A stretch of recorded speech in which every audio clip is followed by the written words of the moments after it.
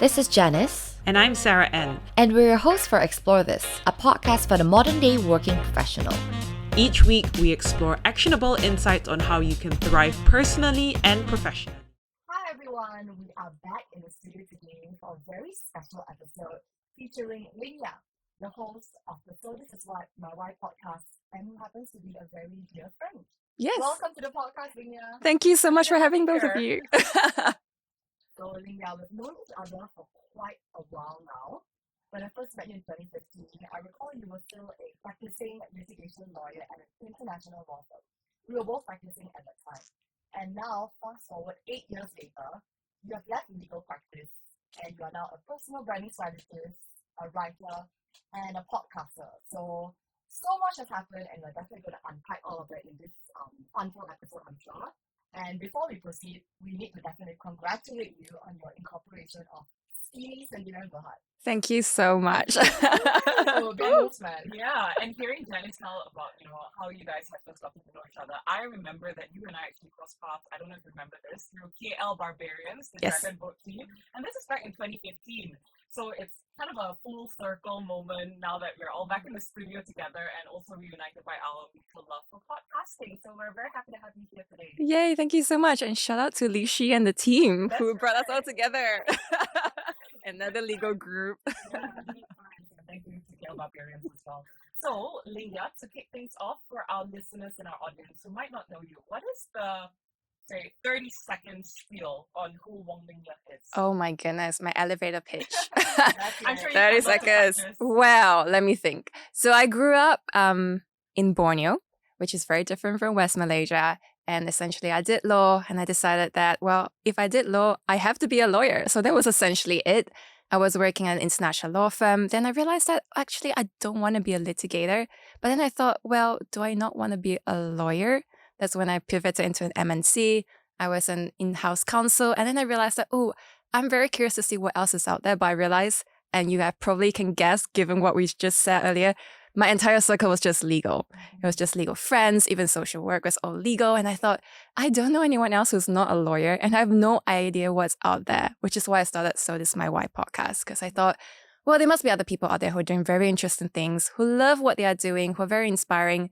And I just want to meet them. And I didn't want to do it in a way where everyone was saying, let's just sit down, have a coffee chat with a friend to see what's out there. Because it felt like everyone was doing it. It was very one-off. It always felt like I had to back that person. Well, if I could create something of my own that over time would accrue value that I could give back to the audience, I would learn to be a builder, build my own brand that was mine alone, and explore and see what else is out there. So that was a genesis. And then somehow from there, 3 years later, I incorporated a company and I've left law. Wow. So much to unpack there, guys, but don't worry, we're definitely going to peel the layers of this very, very interesting onion very soon. But before we go further, right, something that we definitely want to ask you, and I'm not sure if you've been asked this question, but let's dial back the clock a little bit all the way back to your childhood. Okay. So you mentioned earlier, right, as a child, you're born and raised in Kuching, East Malaysia. There might be some nuances, right, between growing up in East Malaysia and West Malaysia. But how would you describe yourself as a child? Were you always naturally so curious, inquisitive? What were you like? As a child, I was actually really quiet. And it wasn't like I was afraid of people. I just thought I care more about books and I just want to know what's out there. And so for me, I only have time to read and nothing else. Because firstly, there was studies. Studies would take an entire day. We finish at 4 p.m. morning to 4. And after that, you will always have your tuition. Either that or you have music classes. I studied 2 instruments. And then every other time was me basically writing or building a website or reading. By the time all is said and done, I have no time left, really. So that was essentially me. It was only much later that I realized that actually I should actively put myself out there. Actually, it's very interesting to be a part of something that is not just solely something that I create in my own little room by myself. It's quite interesting to see how you went from introverted, wanting Yes. to read and write. We know that you've also in the past written. Yeah. Novels, and you started a blog at the age of 10, right? How did you go from introverted to now being very? You have to be quite extroverted, I would imagine, as a podcaster, approaching guests, Putting yourself out there. Yeah, that's quite a big transition from that. I think the big transition came because of my second workplace. And it was law, but it was also not just law. I had to do so many things. I had to organize events, including the leadership conference. I had to do the talent management as well, doing everything where it wasn't a question of can you put yourself out there? You just have to. That's just part of the job. And along the way, I realized that, I actually really enjoy that. I really enjoy bringing people together. And I realized there was a 1-2 year mark where I thought, I feel like I'm a very different person now. So I did the MBTI test, and I used to be 70%. And I knew the moment I was doing the questions that everything that was used to be on the left was all on the right. So the result became 70% E. It was a total switch, and it just felt natural, and it was a part of me. So I think, yes, at the end of the day, I'm still an introvert.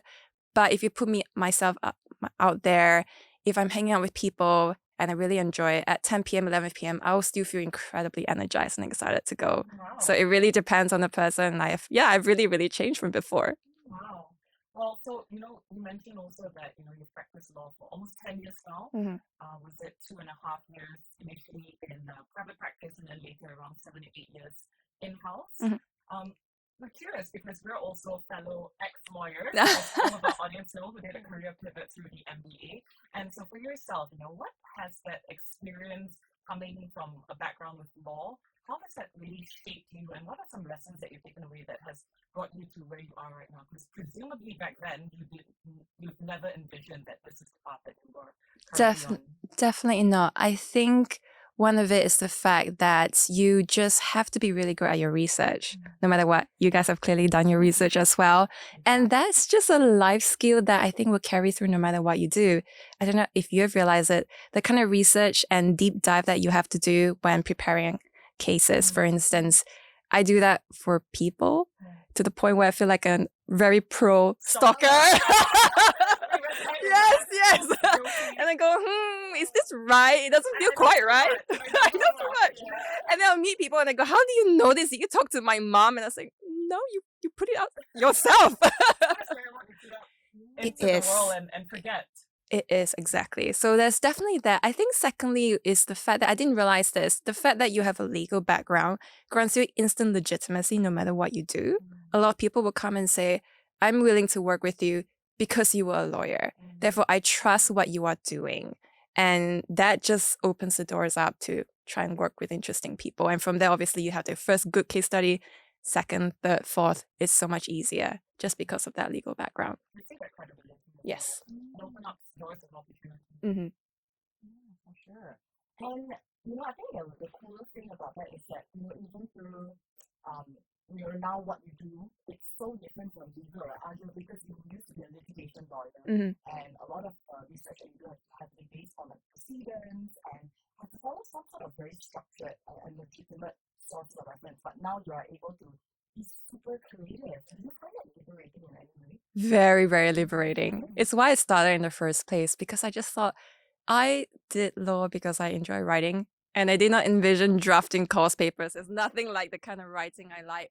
That's when I met a friend, Sarah, very long time ago at a leadership sort of seminar. And I told her, I really miss writing.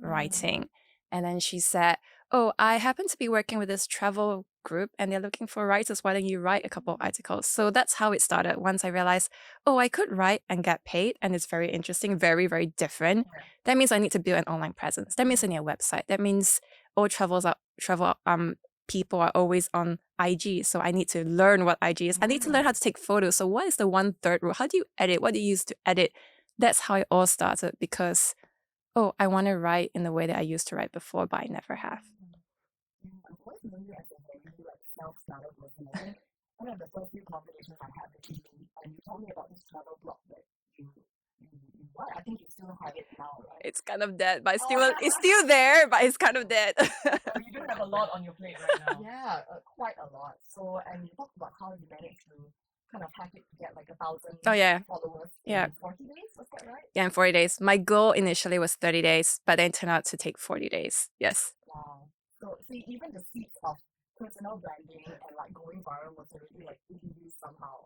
I think it's because I'm a very goal-oriented person. I need a goal. It can't be just, I want to grow on Instagram.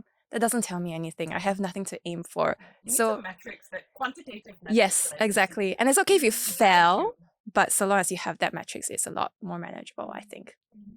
I think it's bringing us really well into the next question that I have, which is the inception of STIMY, right? Mm. That's my life. We started this podcast in 2020, and that was right smack in the middle of the pandemic.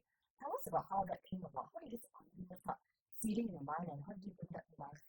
The idea started the year before, where I first learned there was this thing called a podcast. And at the time, I first learned about startup world, VC world, and I thought, oh, that's very interesting. So obviously, everyone's conversation is, oh, you need to build your own thing. Oh, you should start your own podcast because it will bring people in. You build credibility and trust and authority. Along the way, you hear enough of these people. Suddenly, the conversation in your head goes from, podcast is really interesting, I'm learning a lot, to I need to start a podcast. But then I knew I was going to do Everest Base Camp in March 2020. So if you know that timeline, you know what was happening then. Wasn't aware that there was going to be this thing called a pandemic that happened. So I thought, you know what? I'm going to be gone for almost 3 weeks. I might as well start properly after. Who knew the pandemic hit and I was stuck in Kathmandu? So it took a while, a lot of drama before I finally got home. When I finally got home, I thought, well, I have all these people that I was already pitching to who said yes. There were 15 people who said yes. Wow. And I just never recorded a single one because I was just too hung up on the thought of, but I don't know how to figure the tech out. And it wasn't like I spent hours on it. I didn't spend any time on it. It was just the thought of, oh, the tech is really difficult. I don't know how to record, on what platform, how to edit, full stop. So then I came back and I thought, enough. I've waited long enough. I need to launch it. I already have 15 people who said yes. So I just went ahead, reached out to all these people and said, let's book an interview. So I booked it. I remember the first interview was on a Thursday. On Tuesday, I thought, interviews on a Thursday, you just figure it out. So I sat down and in 10 minutes, I figured it out. Just use Zoom and click record. Yeah. And it turns out that, you just have to start somewhere. You didn't have to have like a perfect tech setup or like, incredible and expensive microphone and equipment like this. I think just recognizing that, make use of what you have when you're scrappy and you're starting things up. I think that's the mindset that you really have to Exactly. have. Ling Yah, you really scooted over the idea of the whole story of, how you were stuck in Kathmandu, but I know that was a whole, 40 days being stranded there. But I think the question I'm really curious to know about is, you said that you had 15 people that said yes to recording a podcast with you, even before you had officially, figured out the tech or had the idea of, so this is my wife. There was no name. There was no name back then. So what was your pitch to them back then, and how did you get them to say yes to you? I just sent an email. That was it. I just asked. To be honest, I knew only one person, only briefly through a friend through a friend that we met when we were at university. The second person I met through a conference, and the rest were just cold pitches purely. And they just said yes. So, yeah. That must be one heck of a companion. I don't think so. I think most people just don't even bother to ask. That is so true. And I think you have a little story on that note. Yeah. Asking, making an ask. Making an ask. Well, there are many, many stories. At the end of the day, when people ask me, how do you get all these interesting guests? The answer is always the same because there is no secret. You just have to ask in the first place. And most people don't ask, therefore they don't get. Yeah. That's also something that my guests say. A good example is Guy Kawasaki. I think most people would know. And I noticed this guy because he was on Clubhouse all the time in 2020. AMAs every single week. And every single week I would tune in because I knew I was interviewing him and I thought, I really want to do a good job. He's done at least 40 podcast episodes. I need to be the best of the best. So I listened in on every single week and I realized every single time he had M&A, there were always people being brought up to ask a question. And he would always share his email. Always. Even in his book itself, and he has almost 20 books, he always puts his email there. And I thought, why on earth would you do that? So I asked him, why? Why would you put your email out there? Aren't you scared? And he said, well, no. I mean, every time I put my email out there in M&A, I would get at most 2 to 3 emails. Most people never, ever bother to ask. So it's entirely manageable. So for me, Guy was one of my first guests. And I just learned that, you know what? You might think this person is very busy. They actually aren't because no one ever bothers to ask. So when you ask, you will stand up because you got him. Wow, it really was as simple as that. And the fact that I think isn't it counterintuitive because when someone puts out the email out there, you think that everyone's gonna flood their inbox, but it turns out they're just waiting to say yes to someone. And evidently, by you reaching out to Guy and him saying yes, he was one of your 15 first 15 people? He was one of the first 15, but definitely one of the first 50s, maybe 30s, I would say. But yes, there's that. But I will also have to caution and say not everyone's like that. There are plenty of people who would We say know ghosting all the I'm time. familiar with it. Or people would say come back in 6 months, either because they're really busy or they just want to test you to see whether you are actually serious about it and you are actually still around after 6 months. I'm sure you had those long lead times where you constantly followed up and demonstrated your persistence as well. I think, yeah, that's probably why I converted some people. Sometimes it takes 1 year, 2 years. I've got a guest that's coming on next week and I pray it's happening because we must have rescheduled at least 7, 8 times. Wow. So I really pray and hope that he comes on, and I'm really grateful that he's open to rescheduling. But some of these people you just have to try and just try and try again. Well, I think we can, like kind of confirm that as well, right? Doing podcasters ourselves and having, send out loads of cold emails at a time, and obviously less than half of the people will even respond sometimes. Just curious, is there anything that you're doing differently with regards to like making the ask as compared to when you first started? No, it's always the same. I just change the actual content of the email itself. So the format's always the same.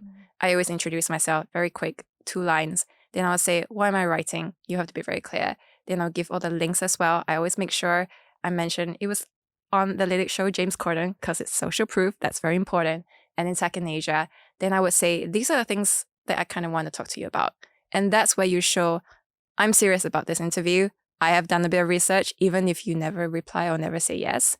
And then I also will give a list of, these are some of the people I've already had. And so that will always change depending on who they are. So if you're a startup person, I will put in all the VCs like Nicole Quinn from Lightspeed, or someone like the co-founder of Evernote that everyone would know, Phil Libin, right? And then if someone is more Asian or Singapore-based, then obviously the work salaryman or someone that's a lot more aligned to that. So at the end of the day, it's always that. I know there are lots of people, Tim Ferriss himself will always say, short email, maybe 2 or 3 lines. I'm the opposite of that. So I'm sure I probably have lost a lot of guests because of it so short. But I've also had plenty of guests who came on and I always ask them as well, why did you say yes? And they will always highlight different things. Because you are female and Asian, I want to support you. That's very rare, but it does exist. Or because you showed you actually did the research in the email. You showed that you have very good caliber guests. So I can't take any one of those out because I might lose one potential guest. Well, you run your podcast largely as a one-woman show, Mhm. I assume. You might have a little bit of help, but for the most of it, it is something that you run solely on your own, and we know how much hard work that goes on behind the scenes. So for all of our audience and listeners out there, do support your local podcasters, because sometimes it really does feel like we're speaking into an abyss and we don't know if anyone's actually really listening, or that's why things like commenting, editing, commenting, or sharing it on social media. That's so important. It sounds like vanity social metrics, but then at the end of the day, it really speaks to us because you're like, okay, someone out there is paying attention. Yeah. And besides hosting and producing, editing your podcast, you also run the STIMY newsletter, your Discord channel, and there's just so much going on for you. So what was it like as you juggle podcasting, especially when you were still working full time as an in-house lawyer? What was that experience like for you? You don't get much sleep. I think it's very normal to sleep at 1 a.m., 2 a.m., sometimes 3 a.m. It's really bad and you give up all your weekends. It got really sad because I used to do very different things like dragon boating. But then this came in and I would have some people go, so what do you do in your free time? Even now when they ask and I go, the podcast. And they'll go, anything else? And I would say, no. It's taken over your life. It's taken over my life. Yeah. But at the same time, I feel like it is my hobby. It is something I enjoy because it hits all my KPIs. I know even without it, I will always want to meet new people. And I do. I know I always want to be learning and growing and pushing myself. I always do. I know I always want to be building something that's mine and mine alone. I do. I just happen to manage to bring all those personal KPIs into this one thing. So why wouldn't I keep doing it? So what kind of help do you get to produce and support you on this? So this is my white journey. My mom. Shout out to my mom. She's very sweet. She noticed that I was spending a lot of time doing this and she went, so what are you doing exactly? Can I help in some way? Man. Yeah. And I thought, maybe I could get you to edit. And I she really took the time to learn. And before you know it, even now, she would just be editing every single episode. She would go, Ling Yah, this is my list. 1, 2, 3, 4, 5. Is this correct? Is this the sequence? And sometimes she would come in and she would go, I'm going on leave today. My sister is visiting and I will not do any work for the next 2 weeks. Yeah, and sometimes I would get a message at 1 a.m. when I'm already in bed where she's taking a screenshot showing I've edited up to 23 minutes. Wow. And I would say, you're still working? Wow! So definitely help in that respect. I really love that. Like the fact that you are kind of making people close to you. It's not just to, I guess, like them to do that, but just to get them in. This whole like passion, it's not a passion for right now. It's kind of actually like it's something you can call it. And you will of course dive into Oh my. But is it also time for us to look at our moms? Oh yeah. We had this discussion. And husband. Oh yeah. Ideas right now. Yeah, why not? You never know. We're always open.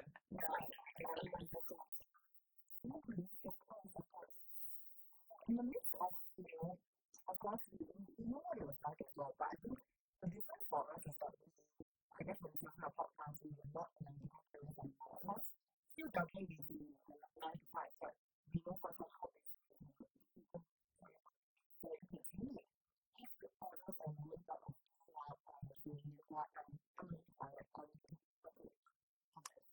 I've definitely skipped weeks, but in terms of stopping, never. No, I think it's because, as I said, it hits all my personal KPIs. And I just kind of envision at this point in time, ever stopping, I will probably do this for the rest of my life, which sounds really big. But then I feel as though, again, all the things I care about most and makes me me will remain the same. So unless that changes or something really untoward happens, then why wouldn't I keep doing this? It brings me too much good things. It really does spark your joy. It does, yeah. I mean, even when I'm going to Singapore in 2 weeks' time, and I was just trying to plan and see who I'm meeting, and I realized that I have so many interesting people that I can now reach out to. I'm reaching out to Eric, who was former MD of UBS with almost 3 million LinkedIn followers. Eric Sim. Tanya, who has almost 2 million TikTok followers. She was working at NASA and Boeing. It's another. I'm hanging out with VCs, with founders. Very, very, very interesting people that I would never, ever have gotten to know if not for the podcast. But now that I'm going, I can reach out to them and they would say, sure, of course, let's grab a meal. And I think that is so exciting and so much fun. That's probably also the reason why we started the podcast, right? Because it makes you realize that, in general and in life itself, outside of the podcast, we are very curious individuals. Some people say curious, some people say bipolar. But in other words, we like having conversation and it helps open your mind to realize that, there's so much more beyond law. And I recognize what you say as well. When we were lawyers, asking for myself, I felt like I was super tunnel vision. Everyone that I was hanging around with were all the same kind of people, but this really expands your worldview, I would say. It really does. And I feel like, okay, I wouldn't stereotype just lawyers, but there's a tendency to always moan and groan and bitch about life. And that was one of the things that kind of pushed me to go, there must be other people out there who don't always speak in this tone and manner about the work and the people. And yeah, there are. They really are. They're just not perhaps in the field that you're in. Of course, and I think, it is through your podcast as well, so this is my life, when you really get to open up this whole new world of, very inspiring people. And I think in terms of the description of your podcast, you describe it as a podcast that features inspiring people about their journey to discovering and living their why or purpose in life. And you've interviewed, FANG executives, billionaires, Olympians, even James Corden's big boss, Nick Bernstein. So we're curious to know what are, out of the hundreds of episodes you've done so far, what are some central themes or key lessons that you've personally taken away from all of these guests that you've interviewed, if that you was even a way to sort of summarize that? Well, the most important thing is most people even now have no idea what they're doing in their lives. They really don't. Even now, success, they don't even think about that. They don't know how to define it really. It's how it started for them was, I was just curious about something. I put work into it. I got deeper and deeper, somehow became known for this. It grew traction, and now I'm where I am right now. But I had no idea. It feels organic. It feels like I always knew where I was going, but I really didn't. And it makes sense even for me. People look at my journey and go, oh, it seems as though you knew exactly what you were doing. No, I really did not. But now that I've gone through it, I can empathize so much more with why these people say what they do. Curiosity is really, really important. And the fact that, it's important in the sense that it has to be something that is strong enough for you to want to do it until you're 1 a.m., 2 a.m. No one's forcing you. No one cares. No one even knows. No one's paying you. But you're still there doing it. That says something. And that's something that Jacqueline Novogratz, founder of Acumen, she also talked to me about it as well after the interview. It's not captured. And I kind of shared how I was spending up to 1 to 2 a.m. And she said, that's a hint. That's really a hint. And she has met lots of people who know exactly what they're doing, giving back to the world, right? So I think that's definitely one thing. Curiosity, being willing to, take the leap, take the risk. Some people are not risk takers, I would say, but they still always put in the effort to grow and do a lot more than their peers. Eric Sim, for instance, he was the son of a hawker center store owner, but then he realized that I cannot be just good at the technical parts. I need to know all the restaurant owners. I need to go there every single week, multiple times, such that when I call them up, they will give me VIP service. They will give me dishes you can never find on the menu that will impress my clients, which would build my portfolio and bring me to the next level. So it's people like that. What would you say is maybe one conversation that has helped you really rethink something that you used to, think about quite differently besides the why that you spoke about earlier? Oh, that's difficult. Rethink about what I've done. Well, I don't know. It's such a gradual thing. But I think I would say Lydia Finette. And Lydia Finette, she markets herself as the most powerful woman in the room. She was global head of partnerships at Christie's. So very, very established. And for her, she's so unapologetic in who she is. And the fact that you have to network or die. And I've heard that phrase before, but it's just the way she said it. Network or die, so I'm just going to do it. And the fact that if you follow her on Instagram, you will see that she is traveling from one part of the US to the other 3-4 times a week. Every week, she's probably doing 10 benefits auctions every single week. She'll only get a break after 4 or 5 months for 1 week. And again, she's nonstop and she goes off again. And for her, she would share little stories like, I was at an airport and we were waiting for a bag. I spoke to this person and he brought me in to do the auction the following month. Little things like that. So natural, so unapologetic, so her. And that's why she is who she is today. One thing that really struck me when you're listening to your podcast, and you've got 190, however many there is right now. So I can't even say that I've listened to, 3/4 of them. But I think the thing that really catches my attention whenever I do tune into them is your research skills. And I think that's something that you personally take pride in, especially coming from the legal background. That's something you spend hours and hours doing, even in the past, and now through researching other people, aka legal stalking, as you said. And I know that you also have this kind of mental checklist where you'd be like, you want for someone to say, well, how did you find out this super obscure information about me? Did you speak to my mom, for example? So, what is that secret to your research skills? You just have to spend enough time on it, I would say, especially if someone has done a podcast. I find that it really gives me insight to who they are. And then you listen to at least 2, at least 3 of them, you very quickly know the questions everyone always asks. And therefore, you know the questions no one ever asks. Because whenever someone gives you an answer, there's always going to be a question. Yeah, but what else? That one sentence, that one word that you use, why did you use that? There is a hole that you can go into. If you listen to 10 of the podcasts they've done, and each time he gives the same story, you know that spill's coming. Okay, how do I go even deeper? Ask the question in between. So at the end of the day, the secret is just do enough work that you know the gaps. So what is your starting point? Do you always start from Google? Do you start from podcasts? Podcasts. I find that too, yeah. I think whenever we look up for guests as well, we're always like, what is a podcast that you've done before? What if there are guests who've never done podcasts and, you are the first podcast that they've been on? Oh, I have had, yes, like the retired 4-star general who would sit down and just before the recording, he was speaking to his lieutenant. He was saying, why am I speaking to this girl here? Am I doing it right? It's very sweet. I think they do well because at the end of the day, it's up to us, right? To ask the right questions. And it's obviously up to the editing as well. So if they give you an 8-minute answer, you know no one's going to ever listen, even though it's very interesting. So it's up to us to edit and make them sound great. So we have to steer the conversation. I like that.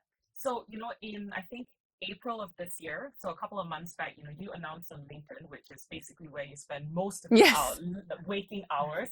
You announced that you're quitting your job as an in-house lawyer. Yep. Finally made that plunge head first into entrepreneurship. So I'm curious to know, what was that inflection point, if you will, during your entire time when you were double hacking, when you realized, you know what, I'm ready for this. Can you share with us a little bit more about that? I always knew I wanted a switch. I didn't know what it was or how. That's why I started the podcast. And I knew that I needed some kind of traction. There's an inflection point.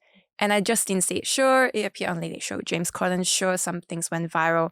But I always needed something more, i.e. the point where people would come and say, let's work together. I will pay for this. So that inflection point came a lot closer at the 3-year period, which I actually predicted. People tend to find some kind of traction around that period. So somehow on the right timeline. And then I realized that there is an opportunity there. I can see that there's a gap. I think that lots of people are coming. They're wanting help as well. I can offer that help. I have that kind of background. And at the end of the day, it was more a question of, do I have the time to help these people? And I realized that, well, yes, I actually can create that space if I just quit my job, because I have built up enough in terms of reputation, in terms of case studies, and the fact that I was saying no to lots of people just because I didn't have the time. So for me, ultimately, it is a risk, but it was also a very calculated risk because I knew these people were waiting to work with me. And the answer was always just, we wait for you to quit before we can actually work with you because we want you to be dedicated. And I knew that, okay, that is the point where I'm ready to go, because it's more than just an idea. It's more than just a side project. It has gained traction enough that people are starting to come to me all the time. They're starting to pay already, and even more want to pay so long as I quit. So I took it. I'm curious, what was the conversation like with your parents or your family, for example? So easy, actually. Oh, that's great. Because I spoke to them for years and years and years from the start. I was always very unhappy with law, and they could see that I tried my best because I spent 10 years on this thing. You can't say that I haven't given law a shot. And I've never changed my tune in terms of the fact that it just didn't feel like the right fit. And I could have been working very hard. They knew the hours. I could see it, even though they don't live with me anymore. And they just thought, well, you know what? Clearly you've given law a shot. Clearly you work really, really hard. Clearly you're gaining traction. You already have clients. You're not going to bum around after you quit. So do what you want to do with your life, and we'll support you 100%. And I think that just, unquestioning support has really, really helped me to take that leap as well. Because I know no matter what happens, my family will always be there to support me and back me. What are some, because, and this is a really important topic because a large part of our audience demographic are people, I would say, after having conversations with them, are people that might be in a career that they've done for a very long time. And in our case, quite a lot of people who are in the legal sphere, right? And a lot of them, they know that, it's not something that they feel they want to do for the rest of their lives. But because of things like sunk cost policy and comfort and just familiarity, it's very hard for them to break out of that. And essentially, it's a mindset situation as well, right? Have you ever had thoughts on, sunk cost policy thoughts? And if you did, what were some mindset shifts that you had to just help yourself get over that? Because as you've mentioned, 10 years is a long time. You studied, spent many years studying law as well. And that is one of the expertise that you have. So. Yeah, that was one of the reasons why I couldn't let go, because I thought I've been in this field for so long. Am I really going to let go? But then I thought, look at all my bosses. I don't want to be you. So that's a very clear indicator. Yeah, it's pretty clear. I mean, I'm going to put all this effort to be a person I know I do not want to be. That's just crazy. So the question then became, well, what else is out there that's really, really scary? So what I've realized really, really helped and changed that mindset for me, because I always thought there's law and just nothing but law, was podcasts. Because with podcasts, you hear stories. And it's just so simple. I will hear stories of, say, Christina Tosi, who's building a bakery in New York. I have zero interest in baking. I'm not in New York. But it was just her enthusiasm, her joy in finding what she liked. And then you listen to more and more stories of people who at the end of the day are just like you and me. Nothing special about them. They clearly didn't know anything. You hear some of the mistakes they make and you go, how could you make them? It's so obvious that you shouldn't do that. But they made it and they still succeeded in some form or manner. So for me, at some point, I heard enough stories that I thought, if they could do it, surely I can do it. Surely just because I'm in Malaysia doesn't mean it will hold me back. There's no way that will hold me back. There is that point. And then secondly, it was the realization that everyone just had to start from somewhere. So just start really, really small in a way that will fit your schedule. Even if it's something as simple as, I'm going to take half an hour to do up a little nice photo, write a caption and post it. But no matter what, I will show up every single day for a month with something new. And then from there, once you do that enough, the habit is built in, but you also start to gain little bits of traction. And you have to learn to take joy in the traction and not go, I'm so sad I didn't get 1,000 likes and go viral. Like, don't expect that, but take joy in the little successes and it will help you. Really good advice, right? Like I think that brings to mind James Corden, right? 1% every day. You don't have to, launch a newsletter tomorrow itself or start a podcast from scratch, but it's just taking tiny actions that kind of take you out of the comfort zone and nearer to that next thing that you feel like you're meant to do. Yeah, the key is more sustainable. Just make it sustainable. So that's the only thing I would say that's most important. You can do it once a month if that fits you, but it better be once a month for at least a year. Because that is the key. As opposed to, say, if you were to launch your podcast and you want to do once a month, it's better to release it in that way as opposed to, I'm going to release 12 in 2 weeks and you'll never hear from me again 1 year. Yeah. No. And I don't know whether you've had a lot of these conversations, but I realized with Janice and myself, a lot of people come up to us and ask us questions around, how did you start your podcast? Or, and the premise behind it that I always share about is everyone can start a podcast. In my personal opinion, it's a very low barrier to entry. Yeah. Right? You don't need to be assigned, artist, whatever, on a label. You literally pick up a mic, record your episode, and then upload it onto your distribution platform. But that being said, it's also recognizing that while everyone can start a podcast, not everyone will do it because of the amount of time, effort, energy, and just recognizing that it's a long-term game. Yep. There's sustainability that needs to be top of mind, and you don't just want to show up for that one-off period and then kind of, people forget about you, but it's about showing up consistently, and for yourself, that's really true as you're showing up every day on LinkedIn. Yeah, and before we talk about LinkedIn, I want to give a shout out to you guys because I was just drafting a post about this very topic on the way that will be released on LinkedIn at some point. But essentially, it was the thought of my reflections on the fact that, lots of people do come to me wanting to start a podcast. Both of you came as well. You're the only one who actually did it. Out of the many, many, many, many conversations of, I really want to start a podcast. I'm thinking of starting a podcast. I have this idea. I've got a studio. Only a second person has just launched today, but you are the first who actually did it. You really are. You really, really are. And then you've gone to the next level. You've done your own hangout. I saw it was 40, 50 people. So impressive. I mean, you've brought it to a level that I've always wished that everyone would do. So I'm so proud of you guys. Well done. Thank you, Ling Yah, because you really led the way for us. And I remember you first exposed us to the world of Descript. Oh yes, life-changing. Yeah, I know, we would. So fun fact also, Janice and myself, when we were students back at Asia School of Business, we ran the ASB podcast.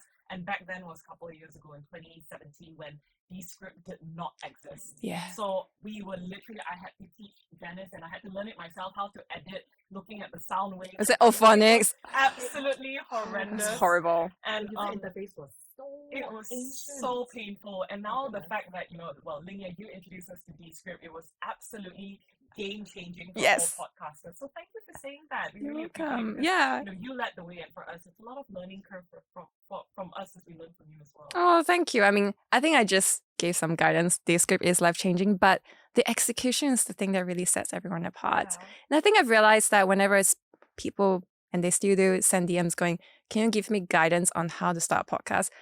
I tend to say no anymore because I feel like podcast is something where you really, really need to give your all. And so if it's just, I'm thinking of starting a podcast, I can almost guarantee you will never start a podcast. It's a very different conversation if a person says, I'm thinking of starting a podcast, I have these specific questions. I'm curious to know how you actually execute. Yeah. That shows the person actually intends to do it. And yes, I will take that conversation because otherwise I feel like everything else you can easily find on Google. Absolutely. There's so Yeah, much I information. think It's so too. better as well. You can watch them do it, Yeah. right? As opposed to listen to me. So that's my thought. And that was my draft of a LinkedIn post that you perfectly captured. Thank Stay you. tuned for Stay that. tuned for that. Well, look out very closely on LinkedIn for that. Well, here's a question on LinkedIn, Okay. which I'm not sure if you've thought about it. What would happen if, or have you ever experienced LinkedIn burnout? Not really, which kind of surprises me. I guess it's because I'm just used to showing up every day. There was a person who asked me that, how do you remain consistent all the time? Firstly with the podcast and now with LinkedIn. And I think it has a lot to do with music because I grew up with music. You have to show up. You have to practice, for me, 2 instruments every single day, no matter what, 2 hours, 3 hours, no matter what. So for me, it was just a deadline. Today is a new day. I have to post something. So post it, then get on with your life. It's not a question. There are definitely days where I go, I just don't feel like it. And when I was on holiday, I would go, let's give myself some grace. I don't need to kill myself. I don't think anyone would notice if I didn't post anything. And true enough, no one ever has. It's more a matter of pride to be able to then say, I have never missed a single day, as opposed to, oh, people will really notice and really question. It's not really that. And I think what really is really helpful, and you probably have realized as well, is that we run a podcast. There is so much content out there. All you have to do is just take a snippet, 1 minute, 2 minutes. This is a 1 hour interview. That is, at least 8 to 10 posts. Pieces of content. Exactly. And then you can always reuse, you can always combine and say, I learned from these 5 guests. Oh, these 5 guests said the same thing. That's already easily a couple posts there. So yeah, we have a really good advantage, which is we just use content from other people and sound really smart, but actually it's all from them. No, but I have to say that is something I really admire about you. The fact that you are able to even create very impactful posts from not even just guests that you have, but just everyday observations or your own learnings from the things that you're going through, from you quitting, from you having now the year of rest. All these things that you are able to distill into very relatable and pieces of content that people can definitely engage easily with. So which brings me to my next question. Obviously, we can't have Ling Yah on this podcast without touching on the topic of personal branding. And to many that might be a word that brings them a little bit of ick somehow. Yeah. But we'd love to get your thoughts on personal branding. Why do you think that's so important? For me, at the end of the day, I realized that I'm the kind of person where I don't want to be begging other people. I don't want to knock on doors and say that, oh, I quit my job, or I was retrenched, or I resigned, or I've retired, and there is nothing out there for me. I have to submit hundreds of CVs. I have to beg HR. I have to go through multiple layers. Isn't it so much better if HR came to me? Isn't it so much better if I was headhunted for jobs overseas, not just locally as well? Isn't it so much better if I was invited on panels and given opportunities to do very interesting things that you can never apply for, even imagine, if you just do it yourself? I mean, I cannot. The simple logic is this: you cannot expect people to know that you exist, what you're good at, what you're interested in, if you don't tell people that in the first place. I'm sure there are lots of people who are lawyers who want to pivot. Maybe they want to start their own cafe, and you would sit there and think, I wish I knew someone else who'd done it. I wish I knew someone else who was interested, who might be a co-founder. You can't sit there and wish. You need to put it out there. And for me, I don't like the idea of thinking, I wish someone else would put it out there and then I can latch onto that, hopefully, if I see it and work together. No, I want to take charge. I want to be the one saying, I want to do this and I hope to draw you in. So that was my realization of the fact that I want to be in the driver's seat of my own life, and I want to have opportunities that no one can apply for because I've put myself out there first. So that's really the idea.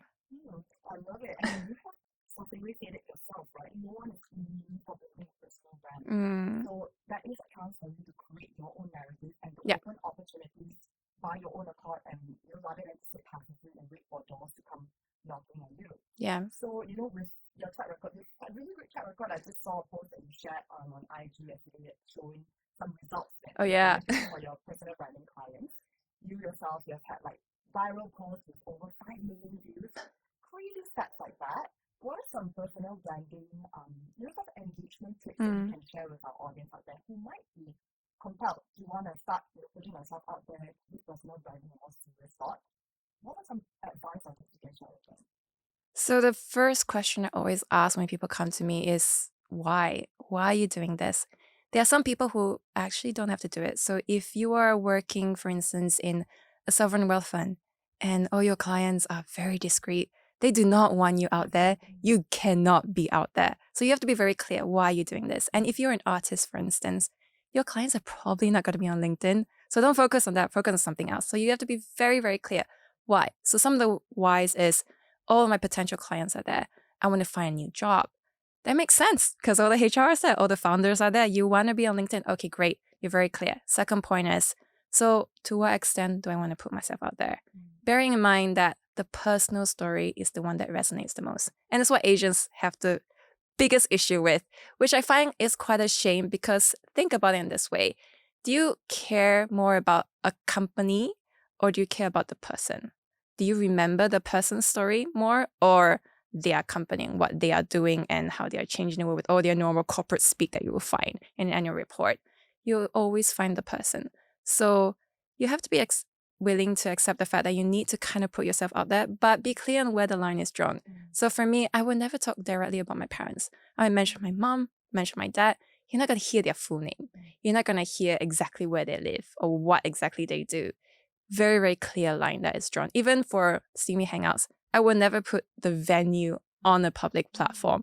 I will put it out only when you've actually gone into the private group where it's a more controlled environment. So it's little things like that. And then once you have those kind of ideas, then it's going to, okay, what are the content pillars? So if I want to attract more, say, if I'm a director and I want to attract more people who are very good applicants to come and join my team, that means I need to showcase who I am as a leader. What is it like working with me? What are we actually doing?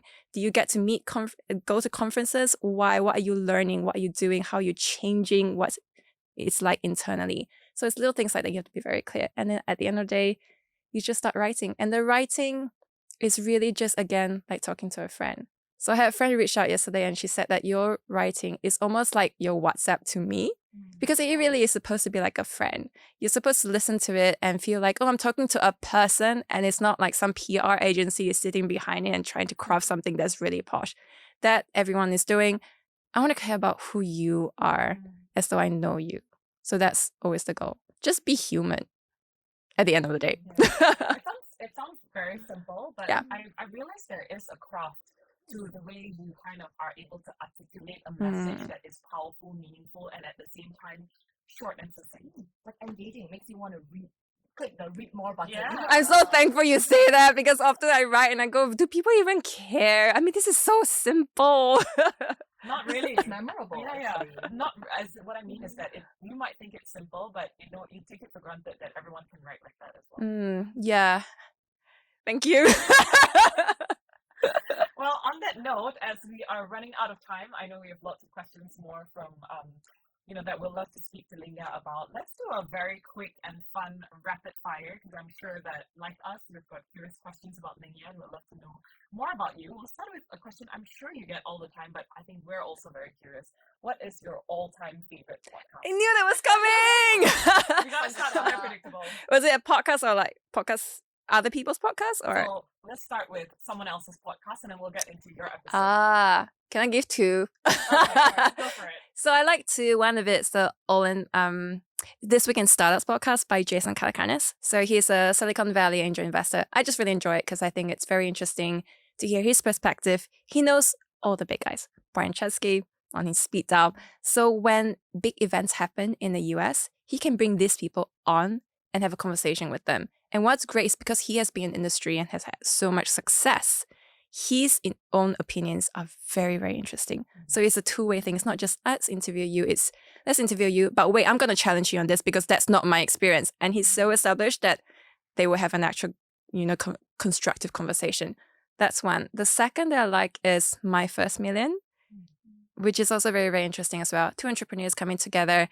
It's kind of bro-ish, I would say, but I think what I like is the fact that they are very insightful and interesting and unapologetic in who they are. And again, it's all startup related. It's all building businesses. Sometimes they will come and have a conversation, say, hey, what kind of interesting, crazy businesses have you found? Oh my God, this guy was a teenager and he built this $10 million company in his backyard in 2 years.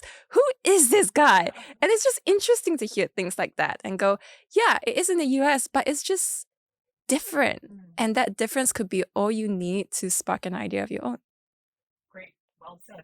What is your personal favorite episode that you've recorded? And I know podcasters and hosts of you should never have favorites, but put it out there, Ling Yah. What is your favorite? Okay, I will give a favorite. Unfortunately, he's passed away, Adrian Tan. I would say he was the president of Singapore's Law Society.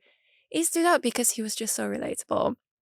I mean, at the time, he was, battling cancer, which he sadly has lost recently. And I was struck by the fact that even though he was so established, he's talk about LinkedIn influence, every single post he wrote went viral, hundreds of thousands of views. It would make it easily onto the headlines of the Straits Times. That's how influential he was. But beyond that, it was the fact that even though he was clearly in demand, everyone loved him. He gave me more than 2 hours of his time. He was very open to being very open, very vulnerable, very relatable. Little things like, and my mom loved his episode as well because one of his stories was, when I was young, I grew up in this flat and the TV that belonged to my family belonged to the whole floor because I had to show it to the window. All my neighbors would gather outside and they would insist that you turn the TV on and they will watch it. And they would be giving comments and going, oh my God, why are they doing this? So I was like, can you not turn the TV away? And he said, no way. No, you have to turn it back for them. It's not for us. It's for them. Yeah. So it's little things like that, right? And the fact that at the end of the day, he was saying how when I became the president of Singapore Law Society and then found out he had cancer, he was determined to continue serving that capacity, to continue fighting for his clients, fighting cancer, and just that no giving up spirit was just really incredible. Yeah. Thank you for sharing that. Dream guest to interview. That you're dying to bring on. Trevor Noah. Oh, right? Crime. Yes. Good book to read and excellent guest to interview. And what an amazing headline, Born a Crime. Yeah. So good. That was amazing. Yes. It's so well written, and I think the best part of it for me is that you can hear it in his voice. Yes. Yeah. I think for me, what really stood out was I would watch his show sometimes when he used to run the shows, and there's always the in-between scenes.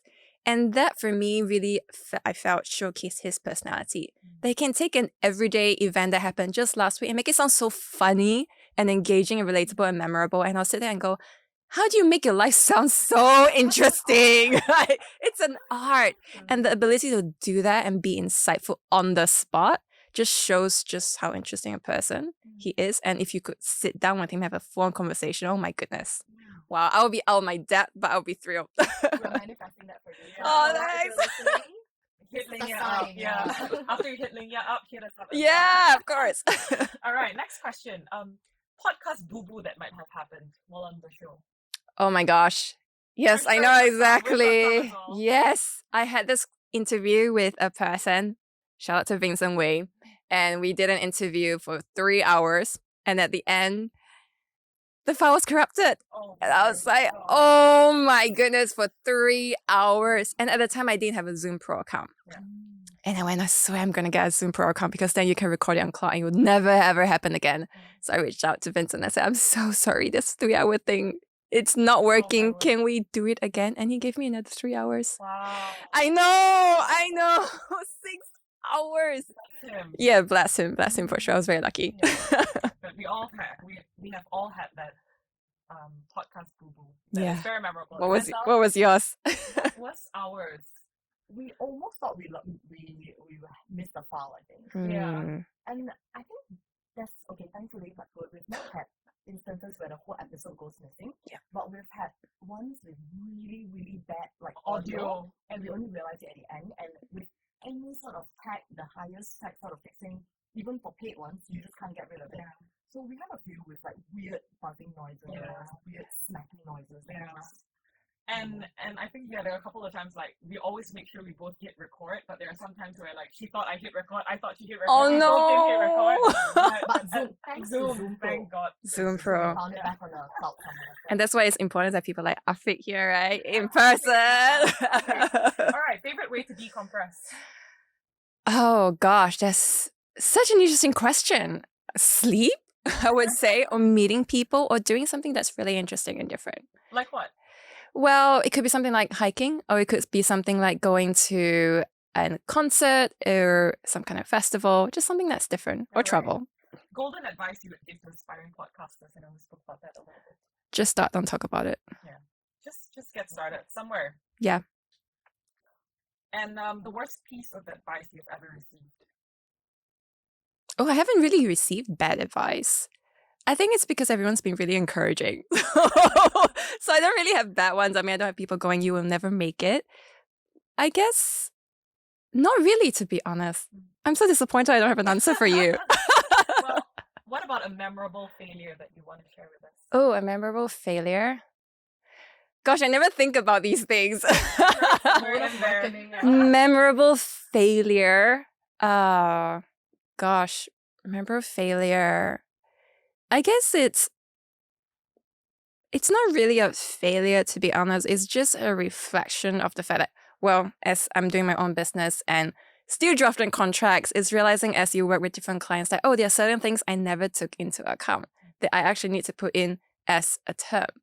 And you only learn this along the way as well, obviously. But it's just, I guess, a realization that it's so interesting to be on the other side, because I was always drafting on the side of the company. So obviously very one-sided, right? And then when I try and flip it on the other side, I don't think about certain things, or I realize that, for instance, before I would always get consultants to always give their indemnities. And now on the other side, I go, no way, I would never sign my indemnity away. So it's little things like that, I would say. All right. So now if you were to ask you, and I'm sure all of our audience are curious about this too, what is your why now? What would you say? I haven't found it yet. Fair. That is It's fair. yeah. It is true. And it's recognizing also that you have learned so much through all the interviews that you've gone through with other people, and the red thread seems to be that, it's okay that you might not have found your why, that elusive why, but it's okay as long as you still have bias to action and you still Yes. I love you that still bias action. have curiosity. That's right. And the final question that we always ask our guests right when we wrap up is, what is the one thing you recently explored that has surprised you? Yes, I knew that was saw that coming. coming. I saw that coming. I was like, yeah, at first I was like, aren't you supposed to open with that question? I think one of the things I've recently been exploring is just deep diving into LinkedIn again, because I think there's a point I realized where I was executing too much, to the point where I wasn't doing deep dives the way I did when I first started this whole journey.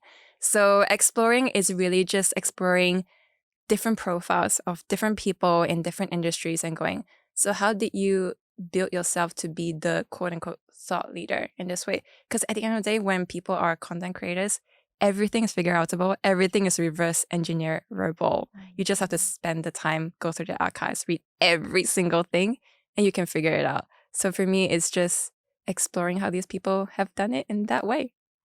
And you seem to be having a great time of fun doing it. Yeah. So we love that so much. And once again, we just want to thank you, Ling Yah, for coming on our podcast today and for sharing your inspiring journey with us. And we hope this conversation encourages all of you out there who are wondering and thinking about doing something scary, to just say yes to it, even if it's really, really scary at this time. So thank you once again, Ling Yah, and we just appreciate your time on this podcast so much. Any final words to our audience on that note? Thank you so much for having me. I'm really, really proud. I can't believe it has grown. Explore has grown to such an extent. I mean, so impressed again. And I can't wait to see you on big shows as well. We'll see you there too. Yeah. Thank you once again, Ling Yah. Thank you. If you stuck around to the end of this episode, we want to say thank you for exploring with us. And if you don't already, please follow us on Spotify, subscribe on Apple Podcasts, leave us a rating and review, and most importantly, share this episode with your friends. We'd love to hear from you. So you can also connect with us on Instagram using the Instagram handle Explore This Podcast. ACTSPLORE This Podcast. New episodes for Explore This drops every alternate Mondays at 8 p.m. See you then!